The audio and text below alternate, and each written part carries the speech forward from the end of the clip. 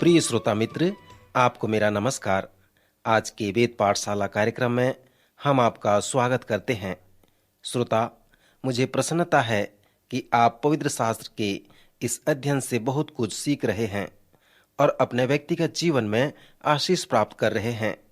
आज हम लय व्यवस्था की पुस्तक से जंगल के मिलाप वाले तंबू के विषय में अपना ध्यान केंद्रित करेंगे। पिछले अध्ययनों में हमने जो तंबू की आराधना के विषय में देखा था, वो मूसा के द्वारा बनाया गया था, जिसे बनाने के लिए परमेश्वर ने उसे निर्देश दिया था।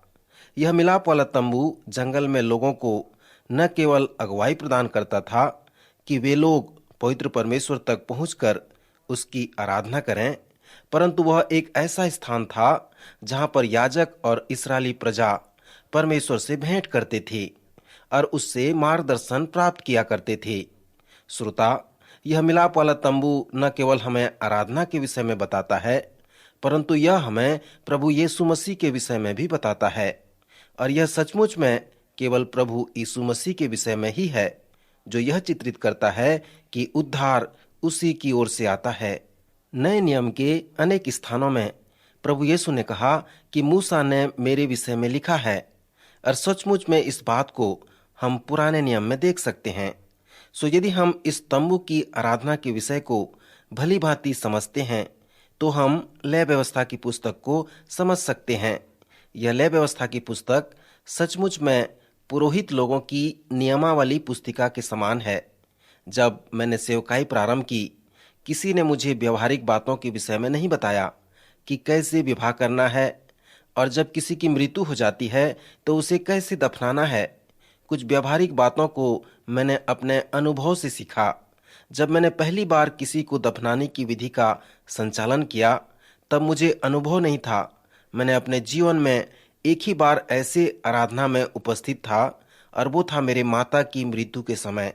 एक पास्टर हैं जो मेरे मित्र हैं, उन्होंने मुझे पुरोहित नियमावली पुस्तिका दी थी, जिसे मैंने अपने हृदय में बनाए रखा था और उसे कभी नहीं भूल सकता था। कुछ ही वर्षों में वह पुस्तिका ऐसे दिखने लगी कि वह अनेक बार उपयोग की गई है, और सचमुच में मैंने उसे कई बार उपयोग किया था। उससे मैंने यह सीखा कि कैसे क्रमानुसार एक एक बातों को, अर्थात विवाह, मृत्यु और अनेक समयों पर उसे हम कैसे उपयोग कर सकते हैं। मित्र, इस तरह से लय व्यवस्था की पुस्तक भी है। यह पुस्तक याजकों को यह सिखाती है कि कैसे वे आराधना के तंबू में उसका संचालन करें और लोगों को अगुवाई प्रदान करें। इसके पहले कि हम लय व्यवस्था की पुस्तक में आगे बढ़ें, मैं चाहता हूं कि हम तंबू की आराधना के विषय में विचार करें और पुराने नियम की उन शिक्षाओं को जो नए नियम में बताए गए हैं, उन पर अपना ध्यान केंद्रित करें। पवित्र शास्त्र के इन संपूर्ण विषयों के ऊपर यदि हम प्रश्न पूछें कि यह क्या कहता है, इसका क्या अर्थ है, और विशेष करके मेरे जीवन के लिए इसका क्या महत्व है, और यह पवित्र शास्त्र के प्रत्येक पुस्तकों में, प्रत्येक अध्यायों में और प्रत्येक पद में सत्य है, जो तंबू की आराधना में भी सत्य है और इसी प्रकार से है। तंबू की आराधना क्या कहती है और इस 20वीं सदी के लोगों के लिए यह क्या कहती है, विशेष करके इस सदी में रहने वाले लोगों के लिए इसका क्या अर्थ होता है। सुमित्र, पवित्र शास्त्र में इस प्रकार की बातों पर हम ध्यान करेंगे। हम उन सभी उदाहरणों को तो नहीं देखेंगे, परंतु कुछ पर अवश्य मनन करेंगे। जंगल के मिलाप वाले तंबू में जो मेज पर 6 वस्तुएं थीं, वे मिलाप वाले तंबू में क्रूस के आकृति की थीं। सो मिलाप वाले तंबू में जो चिन्ह हम देखते हैं, वो हमें मसीह और उसके द्वारा आने वाले उद्धार के विषय में बताता है। पिछले पाठ में हमने इस पर विचार नहीं किया था, परंतु पवित्र स्थान और महापवित्र स्थान, जहाँ के मेज पर जो वस्तुएं थीं, और वहाँ पर मोटे कपड़े का पर्दा था जो बहुत मजबूत कपड़े का बना हुआ था। जोसेफस कहते हैं कि अनेक बार घोड़ों ने विपरीत दिशा की ओर उस कपड़े को खींचा, पर खींच करके उस कपड़े को फाड़ नहीं सके। कुछ वर्षों के बाद जब सुलेमान का मंदिर बनाया गया, तो इसी तरह का पर्दा वहां पर भी लगाया गया था।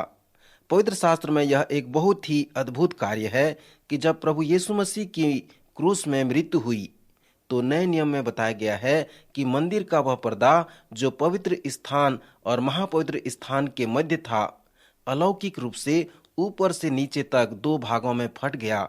जिस क्षण प्रभु यीशु मसीह की क्रूस में मृत्यु हुई, उस क्षण यह अद्भुत कार्य हुआ।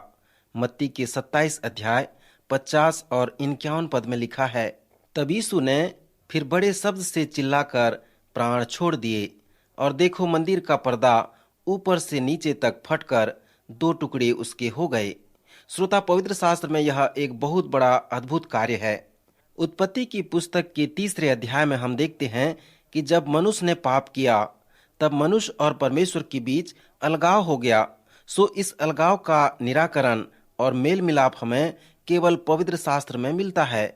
यही बात जंगल के मिलाप वाले तंबू में थी, यही बात सुलेमान के मंदिर में भी थी, और ये सभी आराधना की विधि हमें बताए गए हैं कि परमेश्वर हमें मार्ग बता रहा है कि हम उस मार्ग में उसके पास लौट आएं। उत्पत्ति के 3 अध्याय के अंतिम पद में जो ज्वालामय तलवार के विषय में लिखा गया है, जो प्रभु यीशु मसीह को चित्रित करता है, जिसे जीवन के वृक्ष का पहरा देने के लिए नियुक्त कर दिया गया है। सुमित्र, यह हमें बताता है कि परमेश्वर के पास वापस आने का केवल एक ही मार्ग है, और वो है प्रभु यीशु मसीह। आज मनुष्य जो अपने पाप के लिए परमेश्वर से अलग है, वो प्रभु यीशु मसीह के द्वारा फिर से परमेश्वर के पास वापस आ सकता है। सो यही है मिलाप वाले तंबू का संदेश, जिसे आप नए नियम में भी प्राप्त कर सकते हैं। एक बार फिर आप पवित्र शास्त्र अध्ययन के सिद्धांत को याद करें कि पवित्र शास्त्र की सबसे बड़ी टीका स्वयं पवित्र शास्त्र ही है। और यह सत्य भी है कि जब आप नए नियम को पढ़ते हैं, तो ध्यान रहे कि आप पुराने नियम के टीका को पढ़ रहे हैं। अगला सत्य जो नए नियम के टीका का पुराने नियम के मिलाप वाले तंबू में मिलता है, वो यह है कि मिलाप वाले तंबू का सारा विषय प्रभु यीशु मसीह के विषय में है। वो मेज की सारी वस्तुएं उसी के विषय में हैं। पीतल की वेदी उसके मृत्यु को दर्शाती है। धोने के लिए पीतल की हौदी उसके द्वारा पापों को शुद्ध करने को दर्शाता है। सोने का दीपदान यह दर्शाता है कि वह जगत की ज्योति है। मेज की रोटी का प्रतीक यह है कि प्रभु यीशु मसीह जीवन की रोटी हैं, जो स्वर्ग से उतरकर सबों की आवश्यकताओं की पूर्ति करता है। धूपदान का यह प्रतीक है कि प्रभु यीशु मसीह हमारा महान महायाजक है। सो निरंतर हमारे लिए परमेश्वर से विनती और प्रार्थना प्रभु यीशु मसीह करता रहता है। सो इस प्रकार मिलाप वाले तंबू के सभी वस्तुएं उसके विषय में ही लिखी गई हैं। जब हम इब्रानियों की पत्री को पढ़ते हैं, तब हमें पता चलता है कि नए व पुराने नियम में जो अलगाव है, उसे इस पुस्तक में जोड़ा गया है। आज हम लोग क्यों पशु बलि नहीं चढ़ाते? जब आप पुराने नियम और नए नियम की मांगों की तुलना करेंगे, तो आपको यह मिलेगा कि अब परमेश्वर की मांगें बदल गई हैं। अब परमेश्वर पशु बलि की मांग नहीं करता। पर क्यों नहीं करता मित्र? इब्रानियों की पत्री हमारे लिए इसे एक साथ जोड़ती है। जब हम इस पुस्तक का सर्वेक्षण करेंगे, तब हम इस पर अधिक मनन करेंगे। परंतु इसका सारांश यह है, स्वर्ग में एक मिलाप वाला तंबू है जो स्वर्गीय है। वह किसी भौतिक वस्तुओं द्वारा नहीं बनाया गया। उसमें जो वस्तुएं हैं, वो सभी स्वर्गीय और आत्मिक वस्तुएं हैं। मूसा को परमेश्वर ने जो मिलाप वाला तंबू बनाने को कहा था, वो साधारण था, उसे हम देख सकते थे। परंतु जब क्रूस में प्रभु यीशु मसीह की मृत्यु हुई, तब सुलेमान के मंदिर का पर्दा ऊपर से नीचे तक दो भाग में फट गया। यह पवित्र शास्त्र में बहुत ही अद्भुत कार्य था मित्र। याजक प्रतिदिन लोगों के पापों की क्षमा के लिए परमेश्वर के पास जाया करते थे, परंतु महायाजक वर्ष में एक बार महापरम पवित्र स्थान में जाकर सभी लोगों के पापों की क्षमा के लिए खून लेकर जाया करता था। जब महायाजक परम पवित्र स्थान में प्रवेश करता था, तब सभी लोग मिलाप वाले तंबू के चारों तरफ इकट्ठे होते थे। उसी तरह से जब प्रभु यीशु मसीह क्रूस में मरा, तो वह हमारा महान महायाजक ठहरा। स्वर्गीय मिलाप वाले तंबू में उसने अपने आप को मृत्यु में उंडेल दिया और सभी पशु बलि के बदले में एक बार अपने आप का बलिदान कर दिया। वो हौदी में जाकर शुद्धिकरण के कार्य को सब दिन के लिए एक बार में पूरा कर दिया। सो जब प्रभु यीशु मसीह क्रूस में मरकर स्वर्गीय मिलाप वाले तंबू में पहुंचे, तो उन्होंने शुद्धिकरण के कार्य को सब दिन के लिए एक बार में पूरा कर दिया। उसने उस शुद्धिकरण को हमारे लिए सुरक्षित रखा है जो एक दिन हमें मिलने वाला है। इब्रानियों की पत्री बताती है कि जब प्रभु यीशु मसीह महापवित्र स्थान में प्रवेश किया तो उसने किसी पशु बलि के लहू का बलिदान नहीं किया, परंतु उसने अपने स्वयं का बलिदान चढ़ाया। संसार के सभी लोगों के पापों के लिए अपना रक्त बहा दिया। सुमित्र, जैसे आप इब्रानियों की पत्री को पढ़ते हैं तो इस प्रकार आप प्रश्न पूछें कि यह क्या कहता है, इसका क्या अर्थ है और विशेष करके मेरे जीवन के लिए इसका क्या महत्व है। प्रभु यीशु संसार के सभी लोगों के लिए एक बार आया और अपने मृत्यु के द्वारा पाप की शक्ति को हमेशा के लिए हमारे जीवन से अलग कर दिया। सो इसका मतलब मेरे प्रिय श्रोताओं, हम महापवित्र स्थान में जहां परमेश्वर है वहां जा सकते हैं, क्योंकि प्रभु यीशु मसीह का बहुमूल्य लहू जो निर्दोष और निष्कलंक है हमारे उद्धार के लिए सुरक्षित रखा गया है। और इतना ही नहीं, उसने हमारे लिए उस पर्दे को खोल दिया है ताकि हम पवित्र परमेश्वर की उपस्थिति में जा सकें। मित्र, एक समय था कि पापी व्यक्ति के लिए परमेश्वर की उपस्थिति में जाना बहुत कठिन था, क्योंकि पाप के कारण परमेश्वर मनुष्य से अलग हो गया था। परंतु इस अलगाव को प्रभु यीशु मसीह की मृत्यु ने मेल मिलाप कर दिया।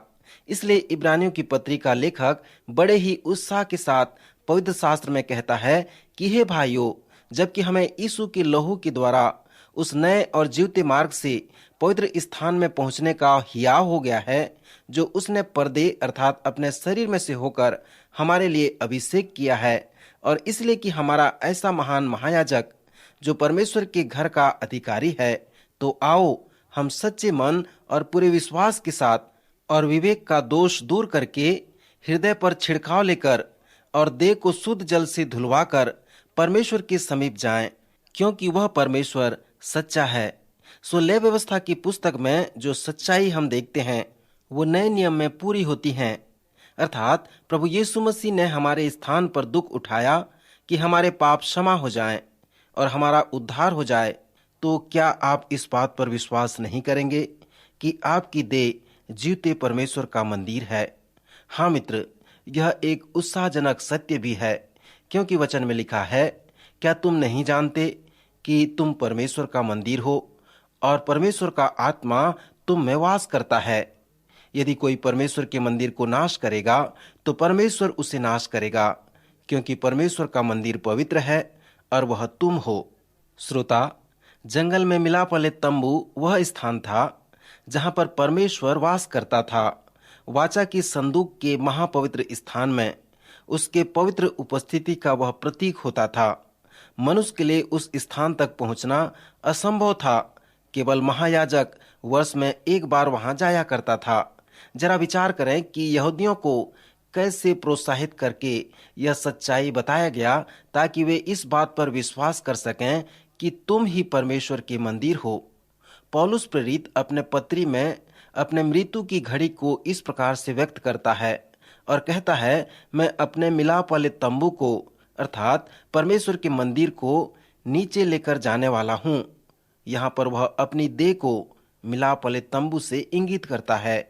श्रोता, यदि हम परमेश्वर के मंदिर हैं और परमेश्वर हम में वास करता है, तो इस आधुनिक दिनों में हम लोग परमेश्वर के मिलाप वाले तंबू हैं।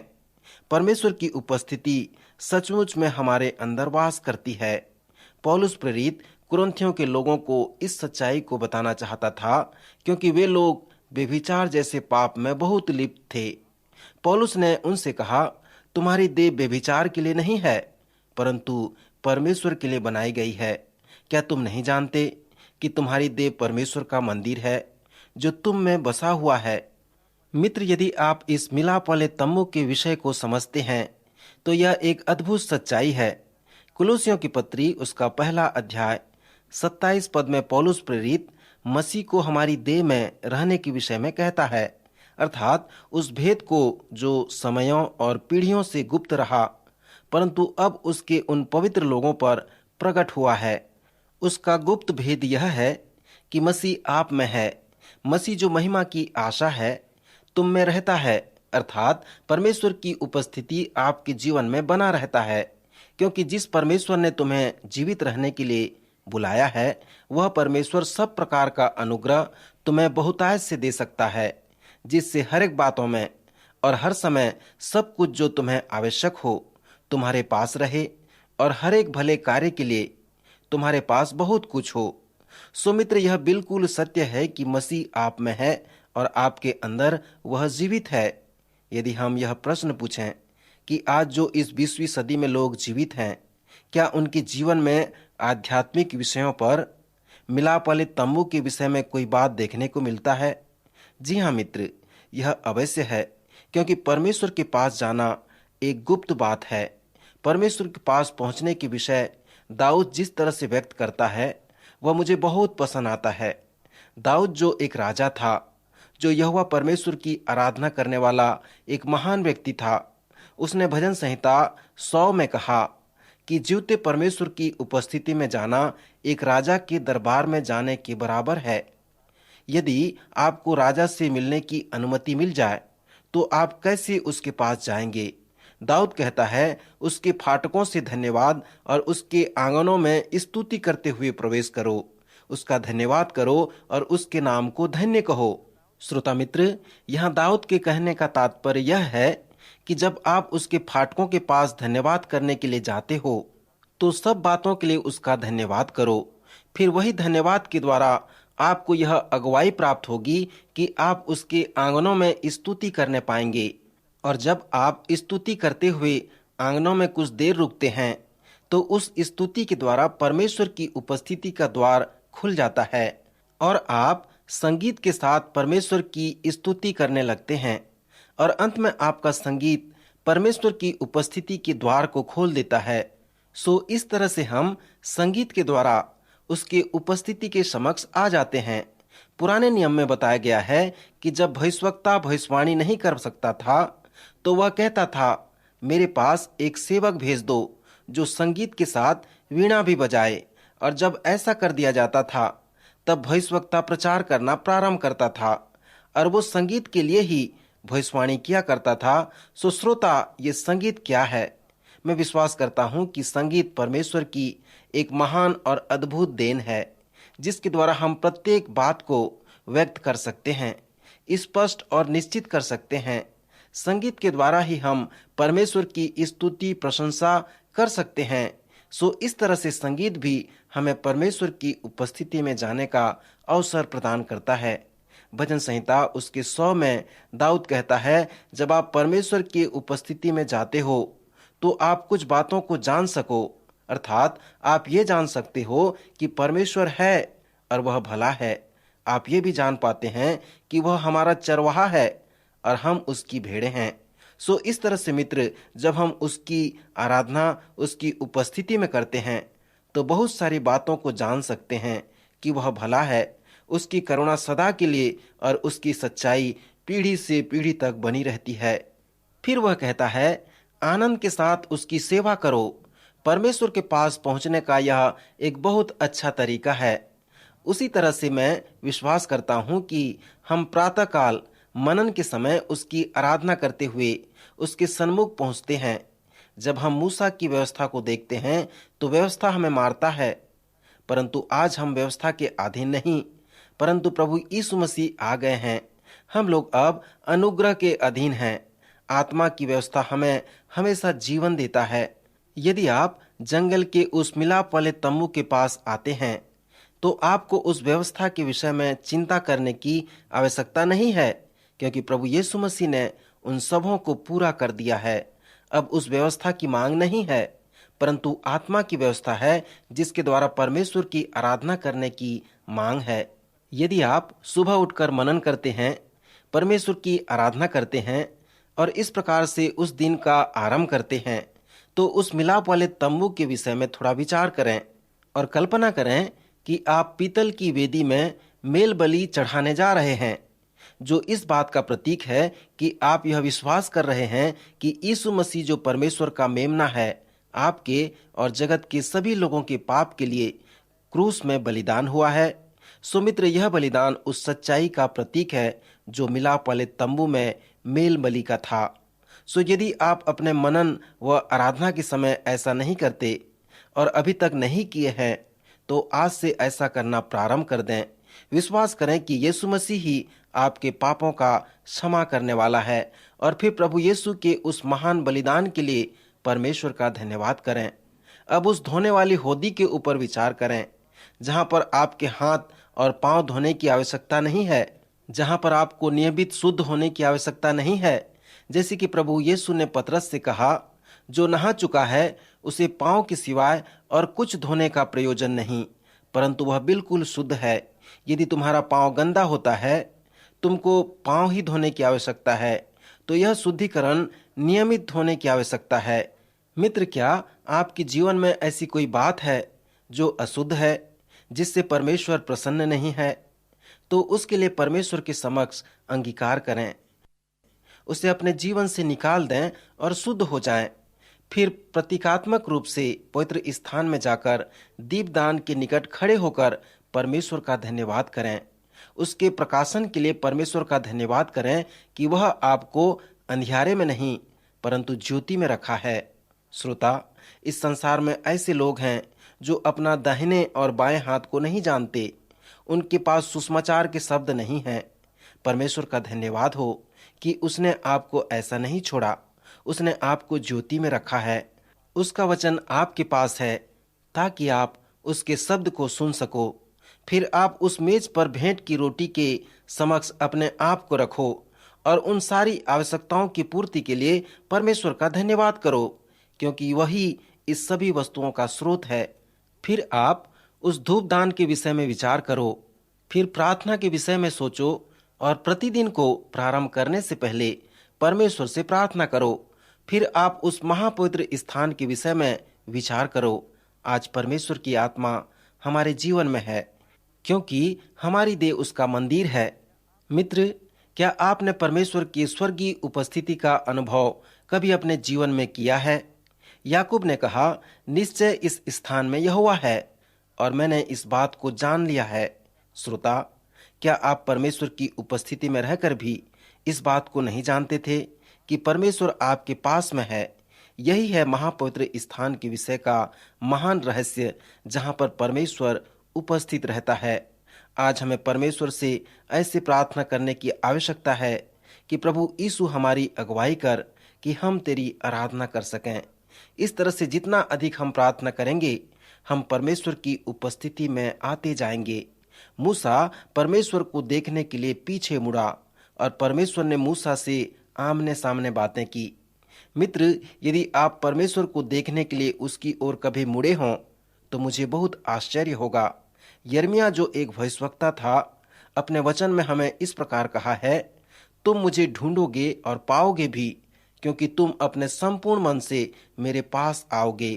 प्रभु यीशु मसीह ने कहा, मांगो तो तुम्हें दिया जाएगा, ढूंढो तो तुम पाओगे और खटखटाओ तो तुम्हारे लिए खोला जाएगा।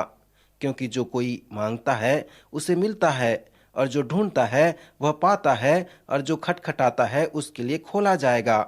प्रिय श्रोता मित्र, यदि आपको नहीं मिल रहा है, आप नहीं प्राप्त कर रहे हैं, और यदि आपके लिए नहीं खोला जा रहा है, तो इस प्रश्न को आप अपने आप से पूछें कि क्या मेरे मांगने में, मेरे ढूंढने में और मेरे खटखटाने में कोई गलती है? यदि ऐसा है तो मैं विश्वास करता हूं कि हमें महापवित्र स्थान की ओर पीछे मुड़कर परमेश्वर की तरफ दृष्टि करने की आवश्यकता है। आज भी प्रत्येक पापी स्त्री पुरुष के लिए यह संभव है कि वे पवित्र परमेश्वर तक पहुंच सकते हैं, और विशेष करके परमेश्वर की उपस्थिति में पहुंचने का सरल तरीका प्रभु यीशु मसीह है, जिसके द्वारा हम परमेश्वर के साथ मेल मिलाप करके उसके साथ संगति कर सकते हैं। सो मित्र, आज हमारे समक्ष जो प्रश्न है वो ये है कि क्या आप कभी परमेश्वर की उपस्थिति में आए हैं? प्रभु यीशु मसीह ने कहा, मार्ग, सत्य और जीवन मैं ही हूँ, बिना मेरे द्वारा कोई पिता के पास नहीं पहुँच सकता। इस आत्मिक चित्र को हम मिलाप वाले तंबू में देख सकते हैं।